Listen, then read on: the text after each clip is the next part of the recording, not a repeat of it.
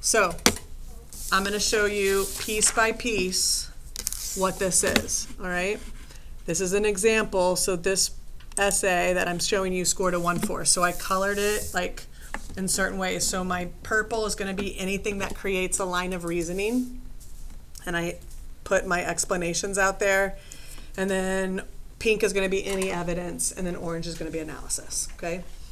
So by illustrating Rosa Parks' perseverance, circle your first big idea. And by illustrating how she took a stand against those telling her she couldn't. Okay.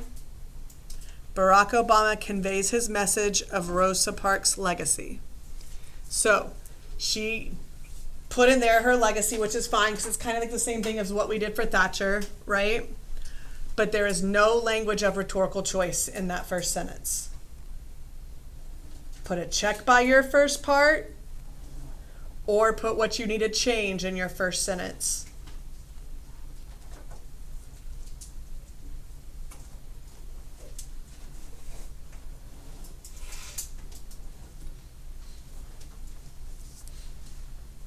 Next, notice he does this by using lists, parallelism, and contrasting language. The second sentence is what earns the thesis point. So, a couple of things.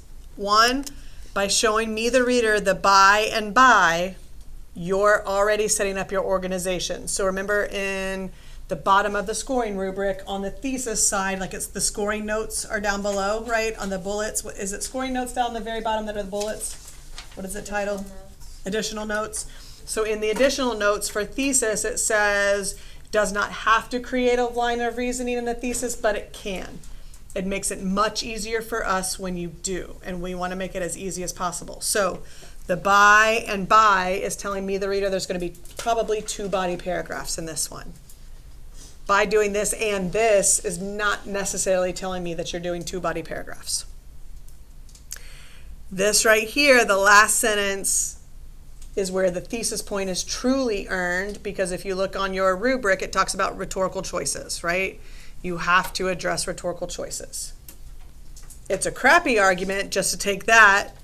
He does this by using that, that, and that.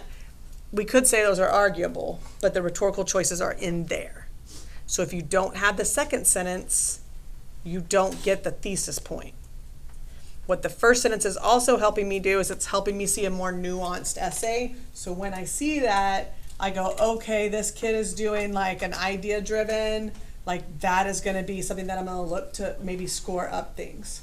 Let's say for the thesis, the first 2 sentences you didn't do so well, but you like labeled all of the rhetorical situations. Do you still get a point for that? Wait, do you mean rhetorical choices? Rhetorical choices, yeah. That is what gets you the thesis point, is that end part right there. Okay. So, I mean, it's crappy. We have kids in the summer that say, Obama uses ethos, logos, pathos. That is a crappy thesis. But it gets the stupid point, right? What I'm trying to do when I'm teaching you this structure, well, I don't want to teach you that. 1, it's a terrible thesis. 2, going to college, you're never going to write about ethos, logos, pathos.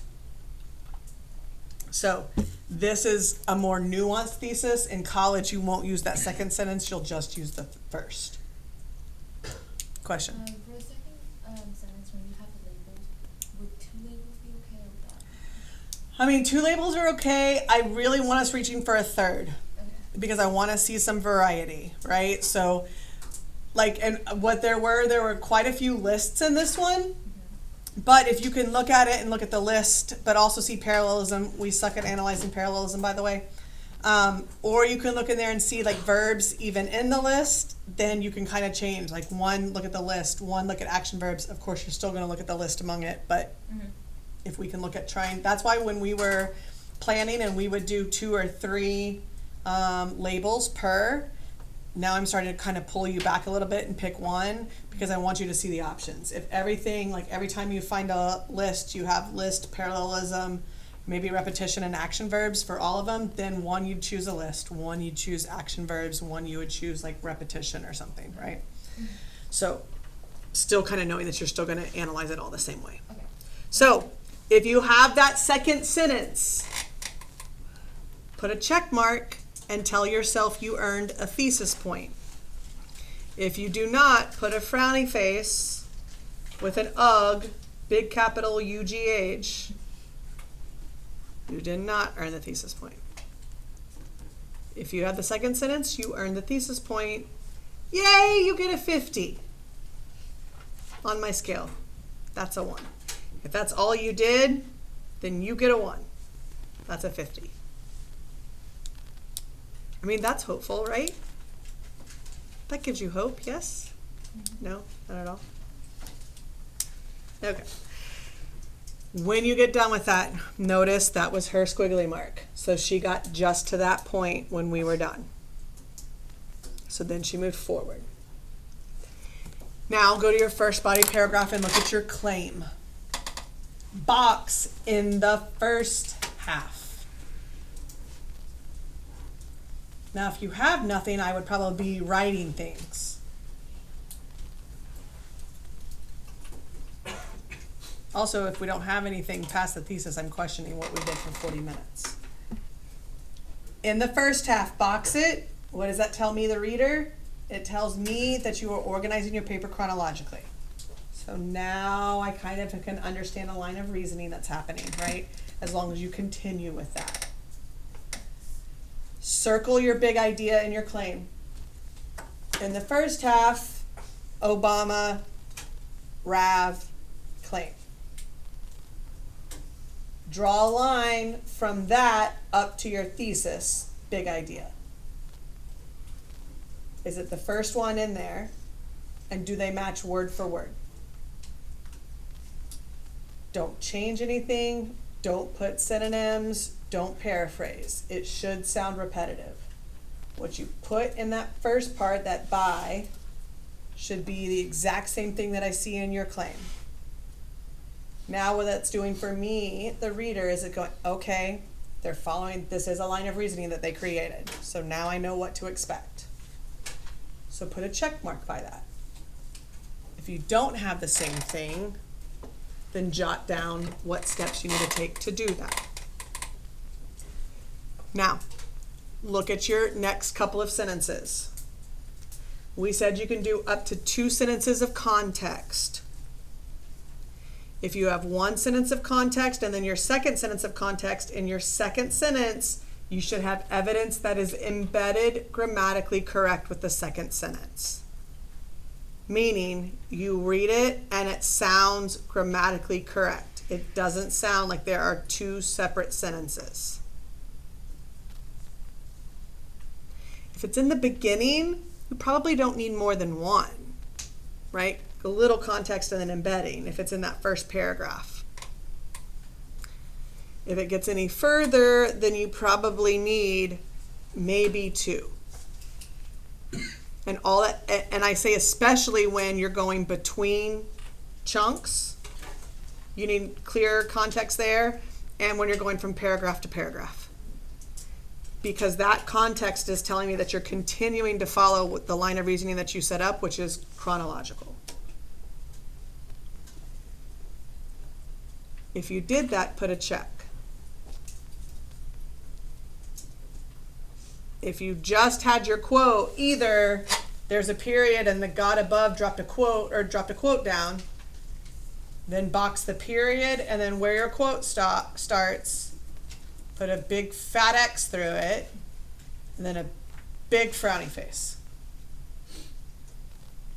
And feel free to throw in an UGH in there as well. There's a whole, you don't want any UGHs. Okay, let me show you an example. In the first half, can you see that? In the first half, Obama illustrates Rosa Parks' perseverance. Word for word. Clear. We talk about the economy of language. The fewer words you can say, the more clear you're going to be. when you start rambling and going on, I have to figure out what you're saying. If I'm back here going,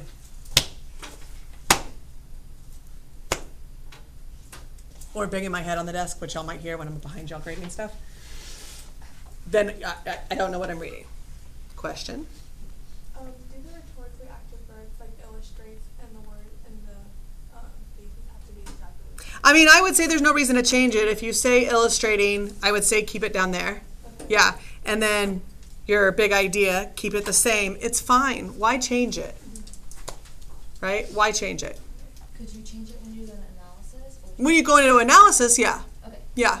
But when you're going from big idea to claim, there's no reason to change anything. Right? Okay.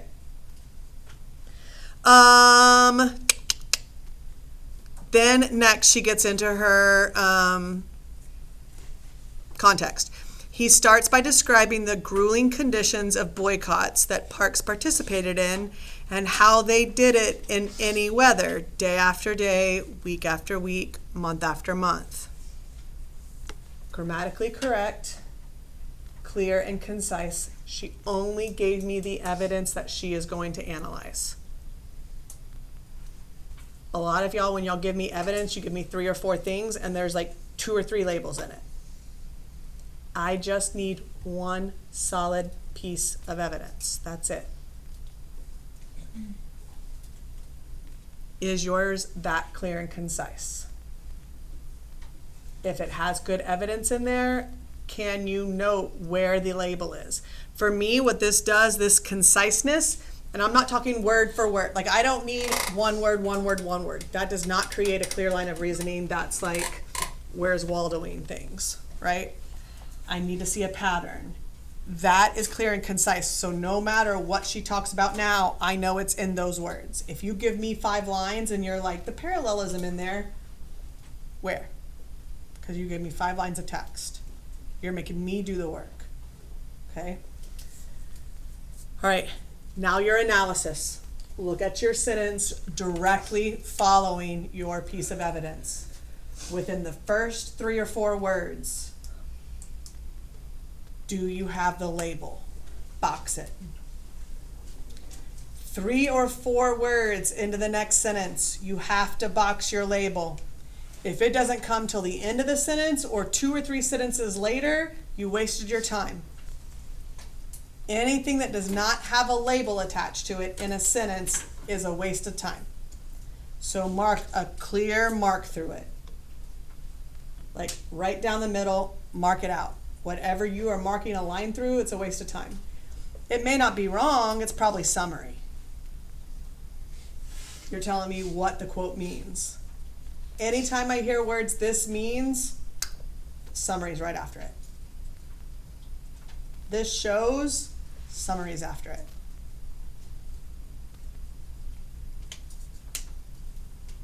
You have to make sure that you have the label and connect it to purpose. You cannot just say, and I need to find a few examples, you cannot just say, Obama uses parallelism, which proves her perseverance. Wait, how? So, do they still make you show your math, like your work in math? I mean, 35 years ago we did. I said 20 years ago this morning, and then I was like, oh, I was 30 then. Okay, so 30 years, no, I was 20 years in. 35. I was 15. That's fair. I'm so old. Okay, so they still make you show your work, right? They make you show how you got there. Same thing here. You cannot just say, this does this. The parallelism shows that. You have to show me how it does it, why it does it. If you just give me the other, it's not wrong, you're just not telling me anything. So when we talk about parallelism, y'all, 2 things, this and this, that's not parallel. Those 2 things are not parallel. If you have multiples of those things are parallel. And then way you analyze them is you analyze them just like you do a list. Why are the things in the first column paralleled? What pattern do you see in there? Like when we talk about Patrick Henry and the requests from the colonists. They were ways of asking that got increasingly more desperate. That's why it's parallel, because it shows the progression of their desperation. The second part, where it's the response of what the crown did to them, right? Those are increasing in aggressiveness, in aggression, to the point of physicality. So what do those two things show together? They show the lack of respect, because as the colonists became more subservient to them to get them to understand their issues, the crown continued to become more violent. That parallelism goes all the way back to what Patrick Henry said the whole time, right? That's analysis of parallelism. So, looking at this one, Obama uses this parallel structure to mirror the repetition of the long battle that Rosa Parks and many others fought. Okay, I would probably go more with the repetition. This idea mirrors, this repetition mirrors, that would be fine. Parallelism, I know where she's talking about, right? I'm okay with that. The growing language of days to weeks to months represents the long period of time these boycotts lasted, not summary. And the repetition of each word further illustrates how Parks did this over and over again, sometimes with no result. Look at your rubric real quick. Look at row B.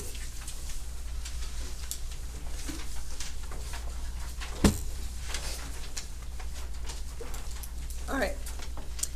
Let's pretend, because row B is based on a whole essay, right? Let's pretend that there is another one just like this on the back. So when I score, I'm scoring all along thinking that there's going to be the same on the back, right? So row B, the difference between a 2 and a 3, which is the hard split, is the 3 has 2 claims that are adequately supported. It means there's evidence and analysis in there. That's the difference between the 2 and the 3. The difference between the 3 and the 4 is I have to swim through stuff in the 3, and the 4 is like direct. I'm not wasting any time. A mid score would be a 3 and a 2. So a high is a 3-4. Mid is the 2-3 split. The difference between a 3 and a 2 is the 2 only has 1 claim supported. They may have a second claim, but it may not be adequately supported. It may just have pure summary, or it may not even get to a second claim. So if you have a thesis and a claim with evidence, and there's an attempt at analysis, even if it's summary, I can give you a 1-2.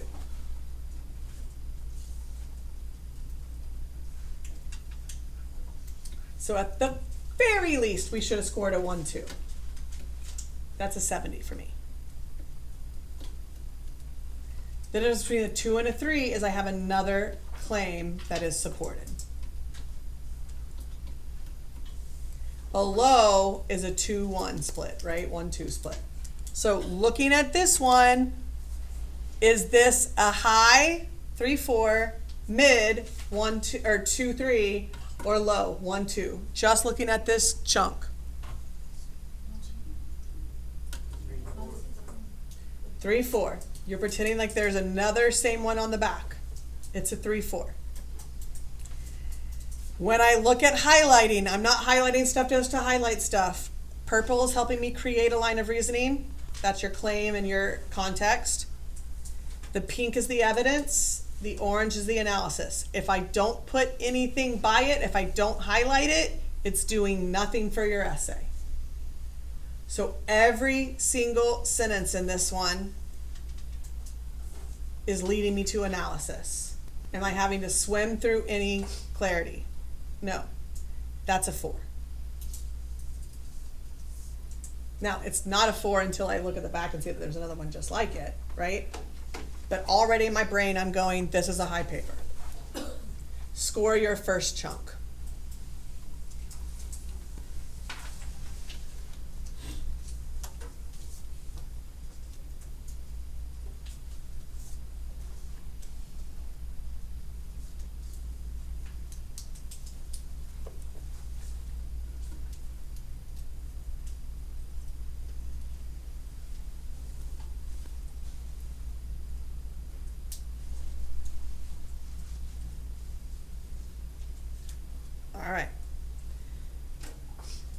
This kid got even further than that and did a full second chunk.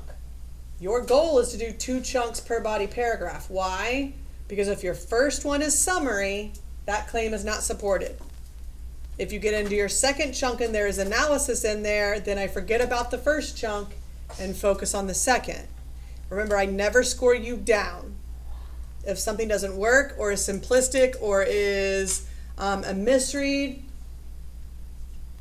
I ignore that it's there. So this kid is working their way up the rubric, right?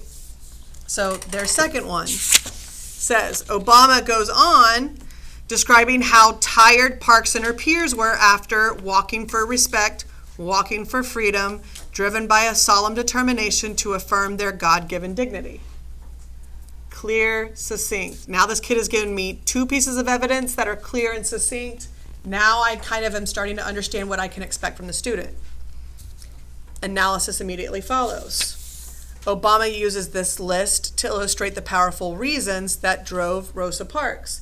It's not summary. I'm looking at those reasons and going, respect, freedom, dignity. It's pretty insightful to see those as reasons. This list is in this specific order to show how the hope of many African Americans was to grow their reputation from respect to get to freedom. Little clunky, little lack of clarity in the end, but I know exactly where she's going. I'm fine with it. If you're making me do more work to figure out what it is that you say or where you see something, I'm working much too hard to give you a score. That's going to keep you on the lower end. If I have to do more work to understand, I'm giving myself credit, right? I can't give you that credit. That at that point I know is a 4. That second chunk solidifies it. Second body paragraph. In the second half, Obama illustrates how Rosa Parks took a stand against what she thought was wrong. It's a little bit different than what she said in her thesis. Like her thesis said she took a stand against those telling her she couldn't. Still like kind of the same idea, same lines. But what this kid did for me is a couple of things. One, in the second half, I know that they are continuing to follow through with their chronological order that they set up for me. And now I know I'm going exactly into this paragraph expecting what I got in the first. Context with embedding, right? A concise piece of evidence and analysis with labels or rhetorical choices immediately following that. It makes it much easier for me to go even faster through their essay now. So, he begins. I didn't like the begins because we're in the second half, so I'd like a little bit of transition, like of paraphrasing what happened before to this one. But it's so freaking good at this point, I don't care. He begins by describing how Parks stood up for equality by fighting for voting rights, rallying against discrimination in the criminal justice system, serving in the local chapter of the NAACP. Again, short, concise, clear evidence. Obama uses this list to further demonstrate that not only did Rosa Parks stand up for her own rights, she also stood up to many other problems in the world that needed mending.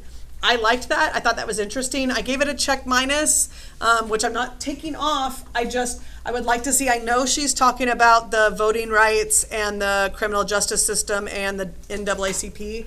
I would just like to see how she sees that, right?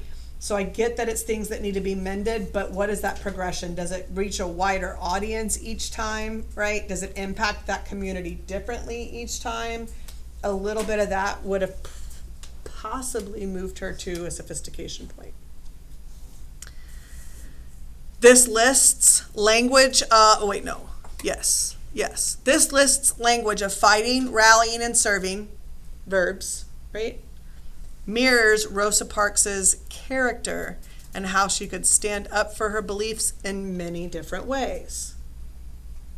Pretty freaking insightful. That right there has now solidified her 4 in row B. There's no lack of clarity.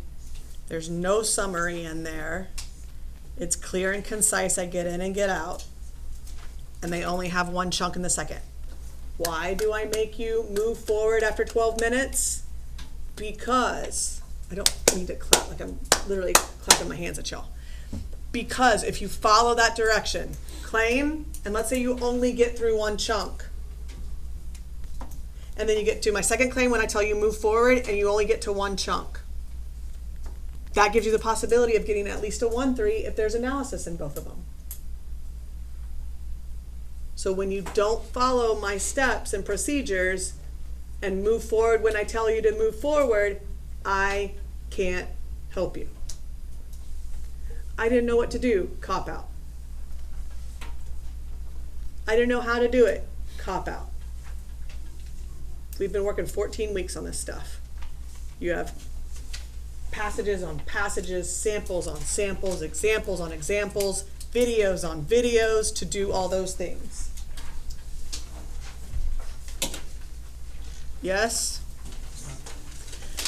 I need you to give yourself a final score, and I need your essay passed forward. Put your final score in the top where the box is for where it says Obama or Parks, Rosa Parks. Give yourself a final score. Thesis point, row B,